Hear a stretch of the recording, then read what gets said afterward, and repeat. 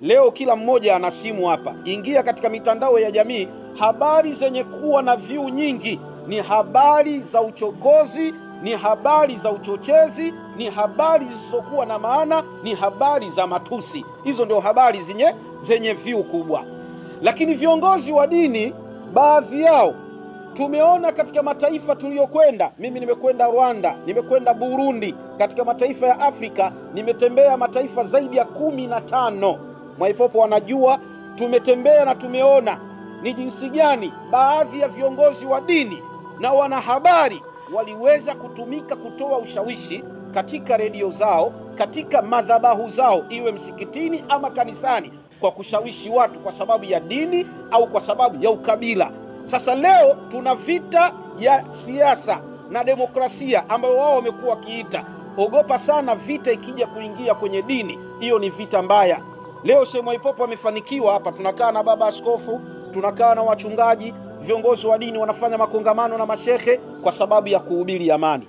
Amani ikiisha hapa Magomeni tulipo, hautosikia raia, hautosikia gari, hautosikia daladala. Hapa wanajani wanajeshi, na wanajeshi watakaoingia, wapo baadhi ya vibaka watavamia katika hayo mapigano, watavunja nyumba za watu, wataiba maeneo ya watu, watawanajisi watu, watafanya ubakaji. Na huo tumeona katika nchi ya Kongo na mataifa mbalimbali ikiwemo Angola, nimefika na Msumbiji. Mmeona juzi kikundi kidogo kimeingia Msimbwa da Praia, kikaingia Mweda, kimefanya uharibifu mkubwa sana. Miaka 7 nyuma tulikuwa na Sheikh Mwaipopo, tumefika mpaka Nampula, tukafika mpaka Maputo, tukafika mpaka Pemba. Kagame ndio ameenda kusaidia na majeshi yake, amani imerudi katika nchi ya Msumbiji. Sasa tunapozungumzia, na wasihi sana viongozi wa dini na wanasiasa, kabla ya kutamka tamko lako, idha arata an taf'ala shay'an fatadabbar aqibatahu fa in kana khairan fa amdhi wa in kana sharran fantahu. Kabla ya kulitamka jambo, angalia mwisho wake lile jambo unapotaka kulitamka. Kama jambo lile ni la kheri, basi lifanye, na kama jambo lile ni libaya, basi liache. Kwanza, kabla ya kutaka amani ivurugike, kila mwenye mtoto mdogo nyumbani analea, kila mwenye mke nyumbani ambaye ni mkewe, kila mwenye mzazi ambaye anamhudumia kijijini, fikiria kwanza mtoto wako, fikiria mzazi wako, fikiria mke wako, fikiria na wale ambao wewe utoke ili wao waweze kupata kipato cha kula. Ukiwafikiria wale, hautokuwa na ushawishi wa kutaka kuvuruga amani ya taifa lako.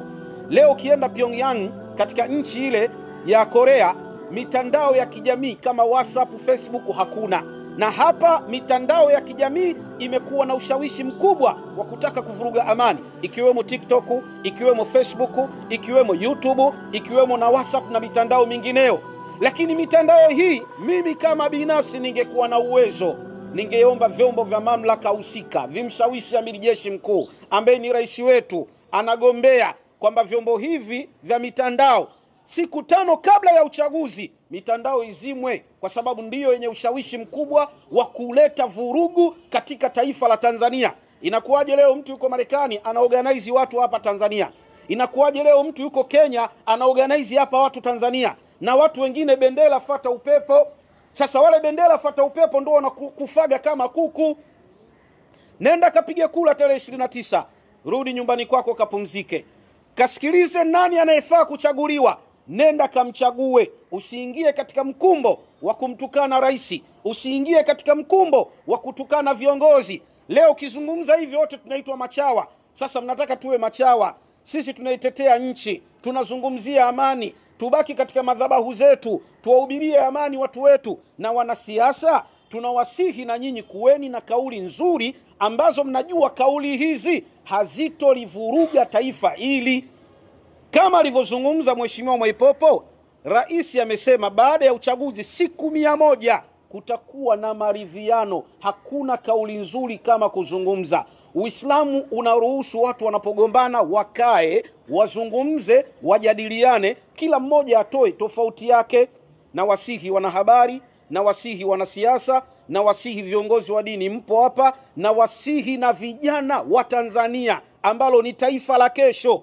Amani ni tunu kubwa sana. Ikipotea, kuirudisha kwake kasi yake ni kubwa. Tembeeni muone mataifa na mataifa jinsi gani yamegawanyika kwa sababu ya amani yao imeondoka, na kuirudisha ni kazi kubwa. Ndugu zangu, mababa askofu, na waomba tusihi sana kuliombea taifa letu, tusihi sana kuwaombea vijana, tusihi sana kutoa maneno ya maadili katika makanisa yetu na misikiti yetu, tutafanikiwa.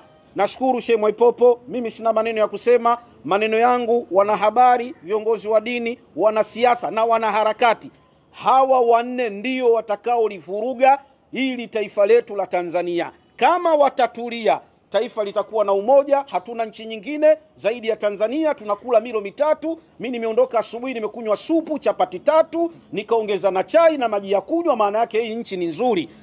Nchi ikivurugika, hata hiyo supu utakuwa huioni. Mungu akubariki Sheikh Mwaipopo, Mungu awabariki wachungaji, Mungu akubariki Sheikh Kada, umezungumza maneno mazito. Mimi sina maneno, tumemaliza. Tunataka tuendelee kunywa supu, tuendelee kuwa na amani yetu. Asanteni sana.